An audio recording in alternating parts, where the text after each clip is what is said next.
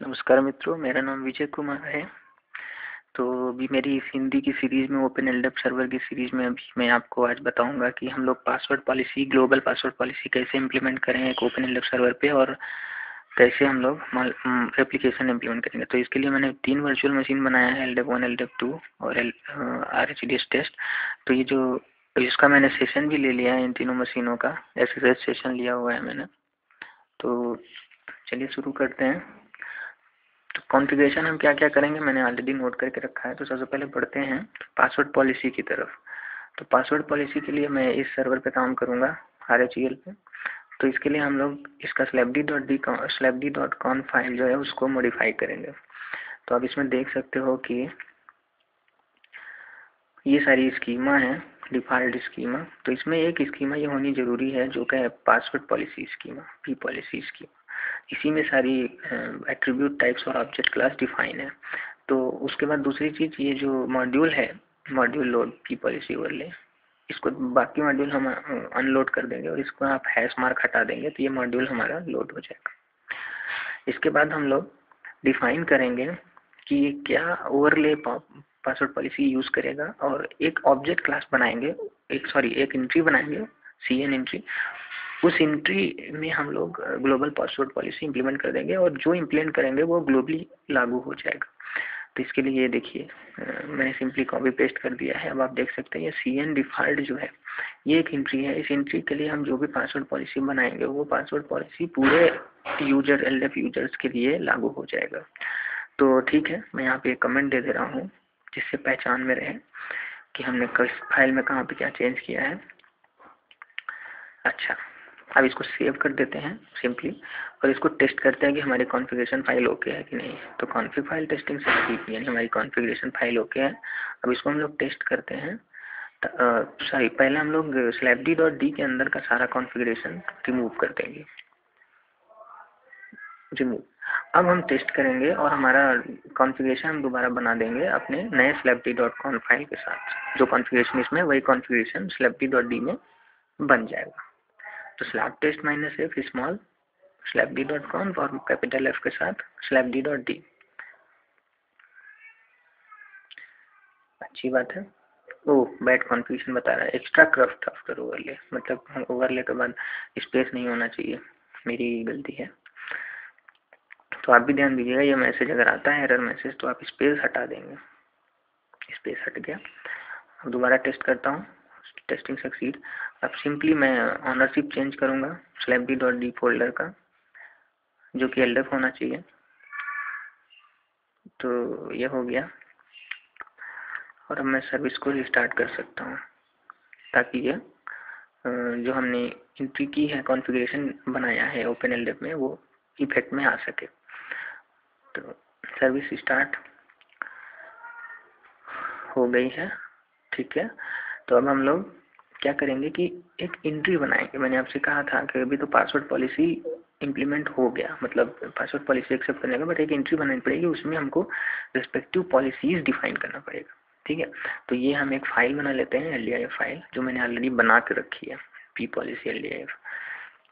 तो इसमें ये सारे हैं TN ऑब्जेक्ट क्लास, ये तो किसी भी ऑब्जेक्ट लेता है, बट यहाँ पे हमने डिफाइन करना शुरू किया है। पासवर्ड एट्रीब्यूट यूजर टाइप का पासवर्ड है, मिनिमम लेंथ क्या होगा, फेलियर कितना होगा, लॉकआउट ट्रू होगा कि नहीं, ड्यूरेशन कितना होगा लॉकआउट का, चेंज करेगा यूजर या नहीं करेगा यूजर चेंज, ट्रू और फॉल्स, ये सारी चीज़ें हमने बनाई हुई है।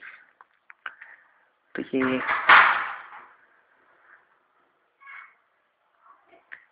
रेडी है। इसको सिंपली सेव करते हैं, और सेव करने के बाद हम इसको इंपोर्ट कर लेंगे, इस फाइल को एंट्री बनाने के लिए। तो LDAP add -d हम लोग बाइंड DN देंगे, रूट DN देने के बाद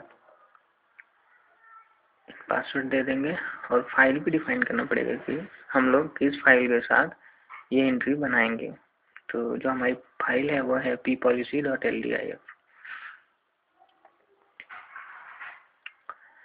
ओह, ये बोल रहा है कि ऑलरेडी है, क्योंकि मैंने इसके पहले जब टेस्टिंग किया था तो हमारी जो लैब थी, तो उस लैब में ऑलरेडी ये एंट्री हमने बना के रखी थी।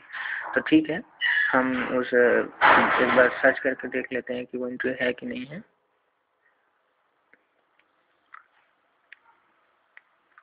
LDAP सर्च कर लेता हूँ।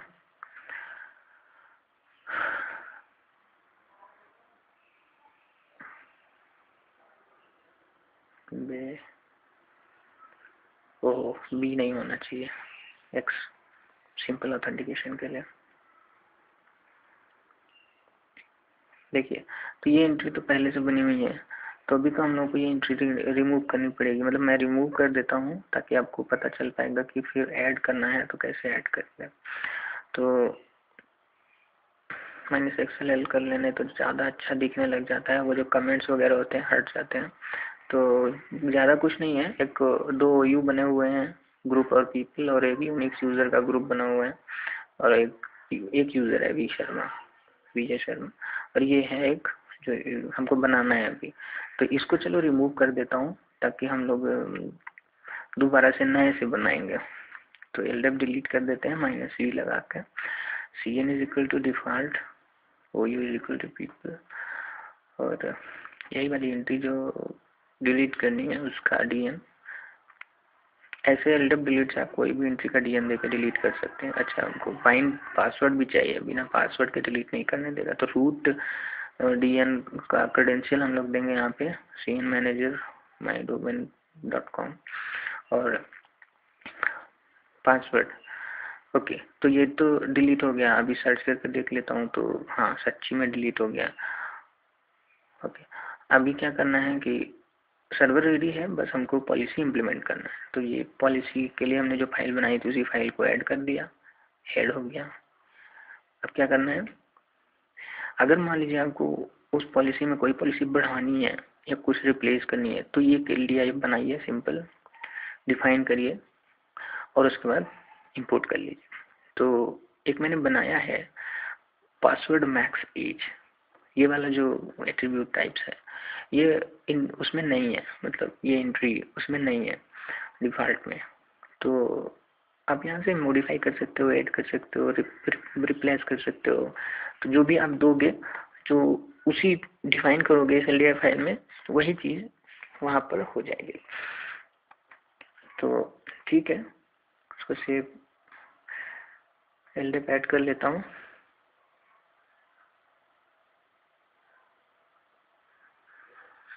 पहले सर्च करके आपको दिखा दूँ कि देखिए सच में ये पासवर्ड मैक्स है जिसमें नहीं है। अब हम जब डालेंगे तो दोबारा दिखाएंगे ताकि आपको अंतर पता चले दोनों में कि ऐड करने के बाद हुआ भी है कि नहीं। ऐड कर दिया, अब दोबारा सर्च करूँगा तो होना चाहिए, हाँ आप देख सकते हो आ गया, तो पासवर्ड मैक्स है आ गया। तो ये हो गया पूरा प्रोसेस, पासवर्ड पॉलिसी इम्प्लीमेंट कैसे करेंगे और उसमें पॉलिसीज मॉडिफाई कैसे करेंगे time to time. Policies modify करना डायनेमिक प्रोसेस है। तो ये पासवर्ड पॉलिसी खत्म हो गया चैप्टर। हमारा अभी दो सर्वर है, LDAP 1 LDAP 2, जिसमें हम मास्टर स्लैब एप्लीकेशन कॉन्फ़िगर करने जा रहे हैं। तो मास्टर स्लैब एप्लीकेशन के लिए एक हमारा slabd.conf फाइल में सिंपली चेंज करते हैं कॉन्फ़िगरेशन चेंज करने के लिए। तो खोलते हैं इस फाइल को LDAP 1, और इसमें से बाकी सब तो ठीक है, स्कीमा वगैरह। अब इसमें जो मॉड्यूल है एक जो हम यूज़ करने जा रहे हैं ओवरले मॉड्यूल, वो है सिंक प्रो। तो इसको अनकमेंट करिए और नीचे चलते हैं। हमारा रेप्लिका एकदम लास्ट वाली लाइन में जाके फिर आप डिफाइन करेंगे ये सिंक प्रो का कॉन्फ़िगरेशन। तो मास्टर एप्लीकेशन सर्वर स्टार्ट, यहाँ से बोल देता हूँ कमेंट ताकि हमको बाद में पता चल जाए। ये वाला ये वाला तो एप्लीकेशन का है, मास्टर का ये है। तो 3 लाइन है, ये कॉपी करके इसको जस्ट पेस्ट कर देता हूँ और सेव करके वही करना है। फिर से रिमूव करना है slabd.d के अंदर का पूरा एग्जिस्टिंग कॉन्फ़िगरेशन और फिर नया कॉन्फ़िगरेशन slabd.d कॉन्फ में जो बनाया है वो डाल देंगे। स्लैब टेस्ट करता हूँ। अच्छा बैड एक्स्ट्राक्राफ्ट, वही प्रॉब्लम है, जब भी आप ओवरले डिफाइन करोगे लाइन जिसमें ओवरले करके हो तो उसमें उसके नीचे की एंट्री में कभी भी स्पेस मत दीजिए। यहाँ ओवरले डिफाइन किया इसलिए स्पेस दे दिया, गड़बड़ हो गया। ठीक है, तो स्लैब टेस्ट कर लेता हूँ फिर से। कॉन्फ़िगरेशन इंप्लीमेंट करने के लिए slabd.d के अंदर जो slabd.conf फाइल है उसके अंदर जो कॉन्फ़िगरेशन बनाई है वो slabd.d में इंप्लीमेंट हो जाएगी। टेस्टिंग सक्सीड, चलो भाई बन गई।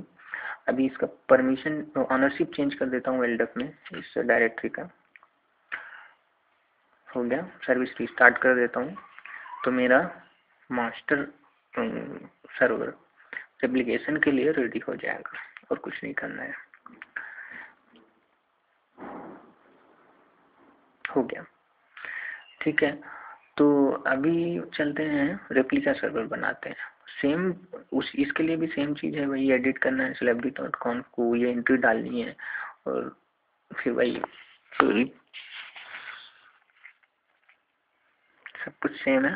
तो चलिए ठीक है, इसमें भी वही मॉड्यूल को अनकमेंट कर देता हूँ ताकि मॉड्यूल मेरा लोड हो जाए। syncproof.l है, उसके बाद नीचे बिल्कुल लास्ट में चल के कुछ लाइन हमको रेप्लिका के लिए इम्प्लीमेंट करनी है, तो एक कमेंट डाल देता हूँ ताकि पता चले कि replica LDAP statement start from here. ठीक है, अब सिंपली कॉपी पेस्ट कर देता हूँ एंट्री, तो पेस्ट। अब इसमें हमने सिंक रेप्लिका की RID डिफाइन कर दी है, रेप्लिकेशन ID और प्रोवाइडर दे दिया LDAP1। LDAP1 हमारा मास्टर है इसलिए यहाँ पे दे दिया। LDAP1 प्रोवाइडर हो गया और ये हमारा कंज्यूमर, तो प्रोवाइडर की ID यहाँ पे देना है। रिफ्रेश ओनली DC स्कोप पूरा DIT है, एट्रीब्यूट एस्ट्रिक दिया हूँ ताकि सारे एट्रीब्यूट्स को रेप्लिकेट करेगा। क्रेडेंशियल दे दिया हूँ, बाइंडिंग मेथड सिंपल। सेव कर देता हूँ, स्लैब टेस्ट करते हैं। ओके, तो कॉन्फ़िग फाइल ओके। अब स्लैब टेस्ट -f के साथ अगर देंगे तो सिंपल वही प्रोसेस है। मेरा जो slabd.conf फाइल में जो मॉडिफिकेशन कॉन्फ़िगरेशन किया हूँ वो इम्प्लीमेंट हो जाएगा slabd.d डायरेक्टरी। हो गया। अच्छा, बोल रहा है no entry defined using no retry defined. तो रीट्राई स्टेटमेंट हम डाल सकते थे इसमें कि मैक्सिमम कितने टाइम के बाद वो रीट्राई करेगा, मतलब हार्ट बीट नहीं मिलेगी अगर मास्टर LDAP की प्रोवाइडर की, तो कितने टाइम बाद रिट्राई करना शुरू कर देगा। डिफॉल्ट में है, डालने की जरूरत नहीं है, आप चाहो तो डिफाइन कर सकते हो अपने हिसाब से। ठीक है, तो वही ऑनरशिप चेंज करते हैं, सर्विस रिस्टार्ट करते हैं ताकि हमारा कॉन्फ़िगरेशन सर्वर रेडी हो जाए। ठीक है, सर्वर रेडी हो गया।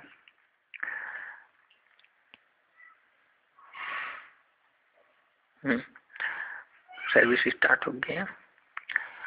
अभी हम लोग देखते हैं कि एप्लीकेशन हो रहा है कि नहीं। तो इसके लिए मास्टर सर्वर में सर्च कर देते हैं, सर्च करके देखते हैं क्या क्या एंट्रीज है।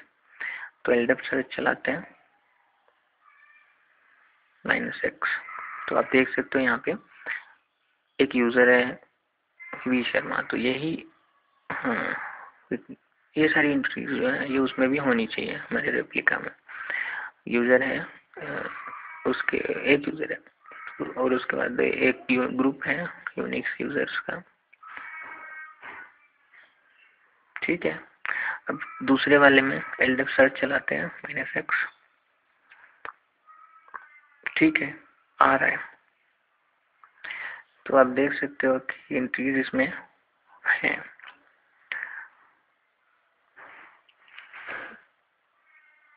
अभी कॉपी करके एक नया यूज़र बनाते हैं।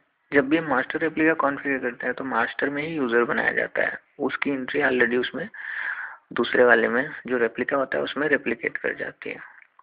तो कॉपी करके ये थोड़ा एक नया यूज़र बनाते हैं ताकि जो हमारा रेप्लिकेशन है वो हो रहा है ठीक से कि नहीं वो चेक हो सके।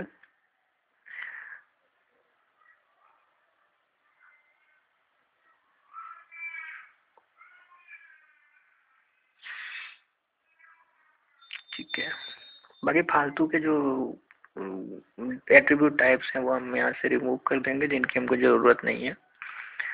ये शैडो का जो भी है वो इंडिविजुअल पासवर्ड के लिए होता है। चलिए एक नया यूज़र बनाता हूँ टेस्ट नाम से।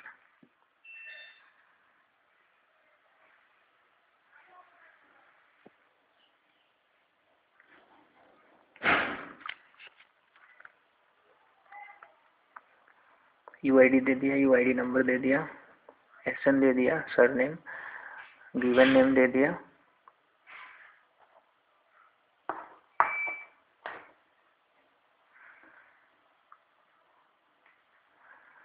ये लेयर फाइल मेरी जो है वो रेडी हो गई है।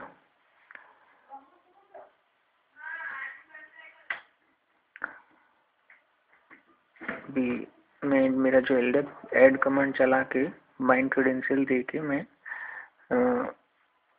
जो नई एंट्री है वो एलडीएफ फाइल है उसको इंपोर्ट कर लूँगा।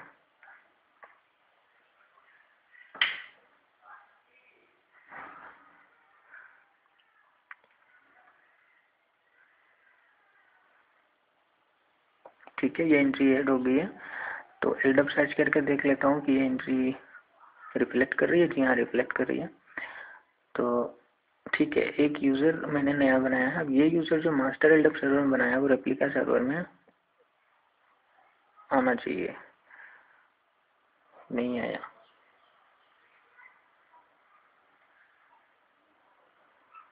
वो इसका मतलब आईपी टेबल और एसी लाइनक्स चेक करना पड़ेगा।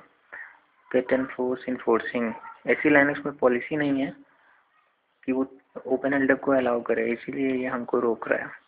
तो सेट एंड फोर्स 0 कर देने से एसी लाइनक्स हट जाएगा और आईपी टेबल्स में जो रूल्स हैं वो हम डाल भी सकते हैं और रूल्स को डिसेबल भी कर सकते हैं। तो फ्लश कर देता हूँ आईपी टेबल रूल, और सेम कॉन्फ़िगरेशन हमको इसमें भी करना पड़ेगा हमारे रेप्लिका सर्वर में। तो ये हो गया आईपी टेबल्स।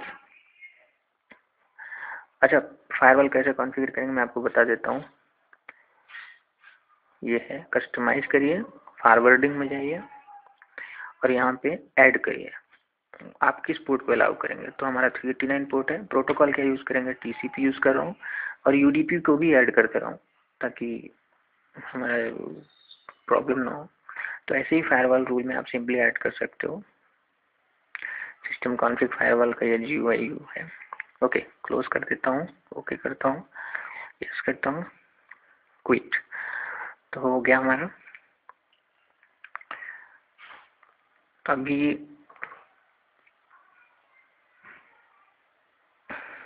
सर्च किया, ठीक है, आपने देखा कि टेस्ट जो यूज़र हमने मास्टर में बनाया था वो हमारा इसमें भी रिफ्लेक्ट करना शुरू हो गया। तो यानी कि मास्टर और रेप्लिका सर्वर का कॉन्फ़िगरेशन हमारा ओके हो गया। अब हम लोग मल्टी मास्टर एप्लीकेशन कॉन्फ़िगर करेंगे। तो मल्टी मास्टर एप्लीकेशन को एनवेयर एप्लीकेशन भी बोलते हैं। इसमें कि दोनों ही सर्वर एक दूसरे के लिए, कंज्यूमर और प्रोवाइडर दोनों का काम करते हैं, तो इसलिए हमको दोनों की एंट्रीज डालनी पड़ेगी। उससे पहले ये देख लीजिए क्या क्या हमने टर्म्स यूज़ किया था। तो RID रेप्लिका ID यूज़ किया था। ये रिट्राई तो हमने यूज़ किया नहीं, हटा सकते हैं, बट आप देख सकते हो मैक्सिमम रिट्राई कितना होता है। तो प्रोवाइडर जो है वो URI डालेंगे मास्टर का, मास्टर एलडब सर्वर का, और टाइप रिफ्रेश ओनली करेंगे ताकि वो केवल रिफ्रेश करे डेटा वहाँ से, जो कि वहाँ डेटा होगा डिलीट होगा या अपडेट होगा। तो चलिए अब मल्टी मास्टर एप्लीकेशन कॉन्फ़िगर करते हैं। मल्टी मास्टर एप्लीकेशन जैसा मैंने बोला है कि all provider works as a consumer as well. तो इसके लिए, इसीलिए एक सिंपल कॉन्फ़िगरेशन हर एक सर्वर में जो कॉन्फ़िगरेशन फाइल होगी उसमें जितने भी सर्वर मल्टी मास्टर मोड में रहेंगे, मिरर मोड में रहेंगे, उन सब की डिफिनेशन हमको यहीं पे डिफाइन करनी पड़ती है। तो हमने यहाँ पे डिफाइन किया हुआ है ऑलरेडी सर्वर ID 1 2, क्योंकि हम दो केवल सर्वर ले रहे हैं जिसको मल्टी मास्टर में कॉन्फ़िगर करेंगे, और दोनों का URI डाल दिया। ओवरले सिंक प्रोब यूज़ कर रहा हूँ, और सिंक प्रोब चेक पॉइंट क्या है वो, और सिंक रेप्लिका RID 1। तो RID 1 के लिए डिटेल दे रहा हूँ कि उसका प्रोवाइडर एलडब 1 होगा और RID 2 का प्रोवाइडर एलडब 2 होगा। तो चलिए आगे बढ़ते हैं। और ये दोनों ही सर्वर मिरर मोड रहेंगे। अच्छा, और मल्टी मास्टर एप्लीकेशन जो है वो ओपन एलडब का वर्जन 2.4 से इंट्रोड्यूस किया गया है। ओके, तो ये मेरा मास्टर एलडब 1 है। इसमें सिंपली सेम चीज़ करेंगे, slabd.conf फाइल में हम लोग चेंजेस करेंगे। तो पुरानी जो थी पूरा हटा देता हूँ,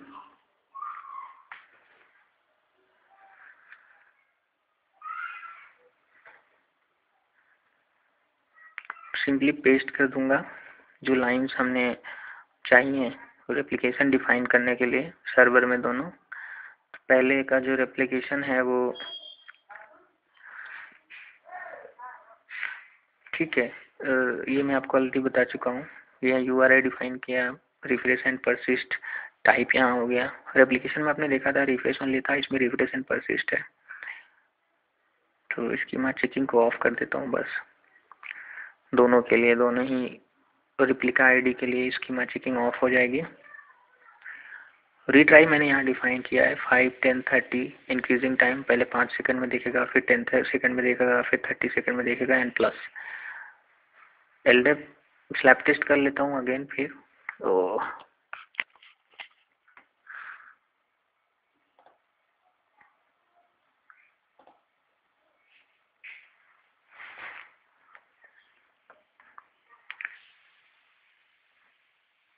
ऑनरशिप चेंज हो गया, अभी सर्विस को रिस्टार्ट करते हैं।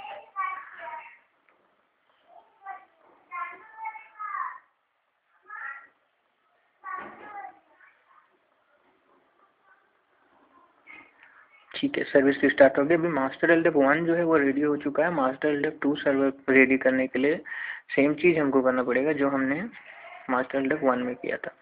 तो ये जो पुरानी लाइंस हैं जो रेप्लिकेशन सर्वर के लिए हमने लिखी थी रेप्लिका बनाने के लिए, वो रिमूव कर देते हैं, एक नया कमेंट जोड़ देते हैं, सेम लाइन को पेस्ट कर दिया। तो उसमें जैसे उसमें था वैसे ही सेम चीज़ स्कीमा चेकिंग को ऑफ कर देता हूँ, ऑफ सेव कर देता हूँ, एग्जिट, और स्लैप टेस्ट करता हूँ कि फाइल ओके है कि नहीं है। तो पहले रिमूव कर देते हैं, उसका जो कॉन्फ़िगरेशन है रिमूव हो गया, स्लैप टेस्ट करते हैं। ओह ठीक है, मिस्टेकन आई हमने ज़्यादा लगा दिया, कहाँ गया ये। ठीक है, कॉन्फ़िग फाइल टेस्टिंग सक्सीड हो गया। अभी ऑनरशिप फिक्स करके फिर हम सर्विस को रिस्टार्ट कर देंगे तो हमारा multi master mode, mirror mode में दोनों सर्वर कॉन्फ़िगर हो गए। ठीक है, तो दोनों सर्वर कॉन्फ़िगर हो चुके हैं। अभी हम लोग एंट्रीज को बना के चेक कर लेंगे कि नई एंट्री डालने पे या डिलीट करने पे इफेक्ट हो रहा है या नहीं। तो अभी आपने सर्च कर, अगर मैं सर्च करता हूँ तो आप देख रहे हो यूआईडी टेस्ट है, टेस्ट ये वाला। तो टेस्ट एक ना एक एंट्री है इसमें ऑलरेडी एलडेप सर्वर में, दोनों में ही टेस्ट एंट्री है। तो मैं जो हमारा मास्टर एलडेप 2 है उसमें से मैं इस एंट्री को, टेस्ट को डिलीट कर देता हूँ, उसका डीएन दूंगा एलडेप डिलीट -v के साथ, फिर बाइंड डीएन का क्रेडेंशियल दूंगा,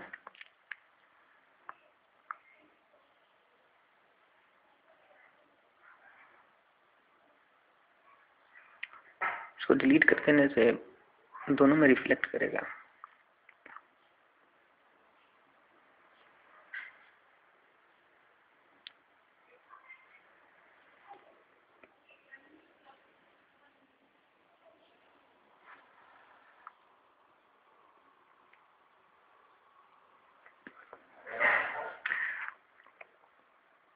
इस वीडियो के बाद मैं कोशिश करूंगा कि जो नया वीडियो अपलोड करूं यूट्यूब पे वो हो कि विंडोज एक्टिव डायरेक्टरी को कैसे ऑथेंटिकेट करें लाइनक्स मशीन से।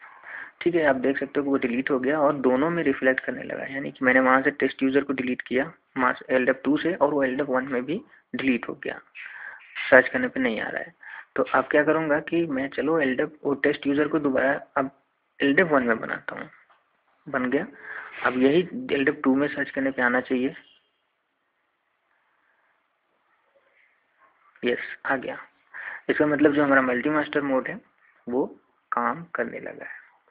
तो इतना ही था अभी के लिए, अगली वीडियो के इंतज़ार में रहिए। Thank you for watching.